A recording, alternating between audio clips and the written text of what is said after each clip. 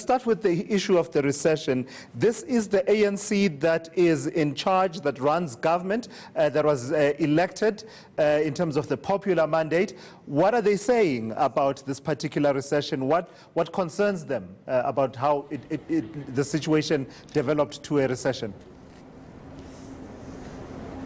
Well, firstly, that they note that the country is going through this technical recession, and which further exacerbates the concern that this could have an impact on the unemployment figures. As you know, that the unemployment figure now standing at around 27.2%. They fear that this could lead to an increase of the unemployment levels.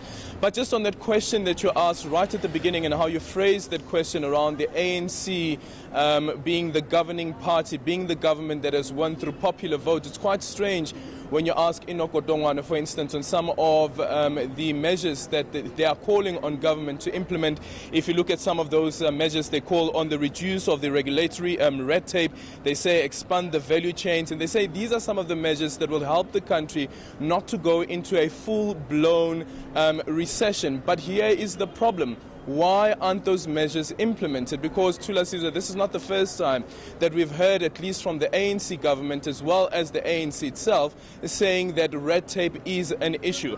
And eNCA's response to that is that what we need to understand is that the ANC itself does not have the tools to implement these resolutions, but it is on the government side. They must implement those resolutions. So now, since these resolutions have not been implemented, what should happen now? He suggests that one thing that the Economic Transformation subcommittee is looking into is accountability. He calls it accountability framework, as to make sure and ask questions why members and deployees of the party do not implement resolutions that the party has come up with.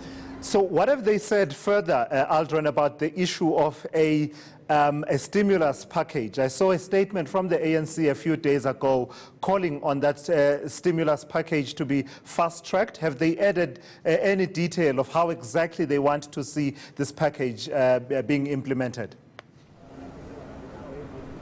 Well, that call has been reiterated today as well, and the correct phrase that they gave, eNCA in his statement, is saying that specifically the stimulus package must be activated immediately. And this is a stimulus package that looks at some of these labor-intensive sectors such as the agriculture sector. And as we saw from the Stats SA's figures, that it is actually the agriculture sector that was impacted the most, which lost about 29.1%.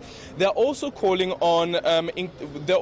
on tax credits for those companies that invest in sustainable job creation. And eNCA explaining that in some companies, these companies that are also labor-intensive, what they are saying is that if a company comes out with a program that says that they will invest back into the economy to help create more jobs, that maybe the tax man could look into that and say that based on that, this company then qualifies for a tax break, which will then certainly help increase business confidence in the economy. But what we know from some analysts, at least, is that one of the reasons that there is this lack of business confidence in the country is this debate around land expropriation without compensation.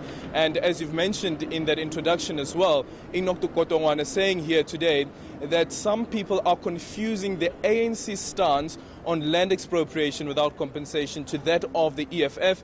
He was quite clear to say that the ANC stance is that land expropriation without compensation must be done with the view that it should lead to redistribution, not nationalization, as is the policy of the EFF. Yeah, in fact, eNCA is, of course, a very interesting spokesperson on that particular issue, and using the word spokesperson loosely here, because if you've interacted with him over a period of time, you will know that in terms of some of the resolutions that were taken in line with radical economic transformation, he was not really fully on board, but has had to be the spokesperson for this because, of course, it does chair that subcommittee of the NEC.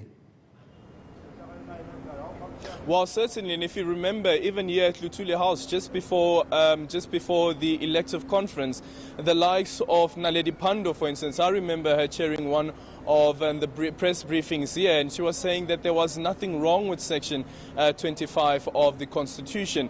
The likes of Jackson Mthembu as well, and these are members of the ANC, very senior members of the ANC, who will now have to carry through on this mandate that has been given by the elective conference of the party to ensure that Section 25 of the Constitution is amended. We've heard from the President as well, and the President has indicated many times to say that whatever amendments is made to the Constitution to ensure that there's land expropriation without compensation, it must be done in such a way that it does not have an impact on the economy, a severe impact on the economy, as well as on food production. So still keeping with that same momentum, actually here in the statement as well, Enoch Kotongwane saying that some of the agricultural support packages that will boost the economic growth and food security, together with properly designed and executed land reform boosting skills development. So certainly the land expropriation debate is still going on,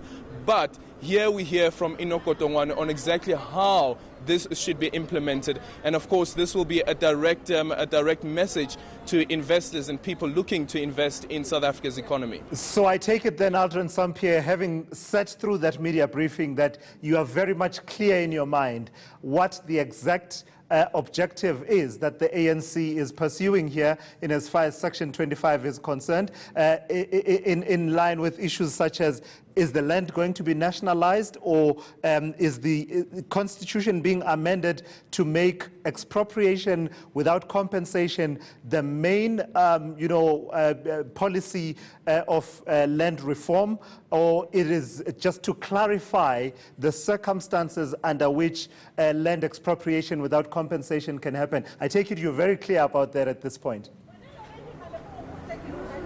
Well, certainly, if you look at the remarks from Enoch Kotongwane and that reference that he made to the EFF, saying that the ANC stance is that it must be land expropriation without compensation, but that expropriated land will deal with the issues of redistribution, not with nationalization, as we know that a lot of people have had major concerns that should the land be expropriated and then nationalized and owned by government, what does this mean for private ownership of land, and would this be something that may deter investors coming into the country? That should I be investing in South Africa, where you find a situation that the land that I'm working at that land may be expropriated and may be owned by the government, and this has been a concern for some investors, but some sort of clarity at least here from Enoch Kotongwane that this is not where the ANC wants to go.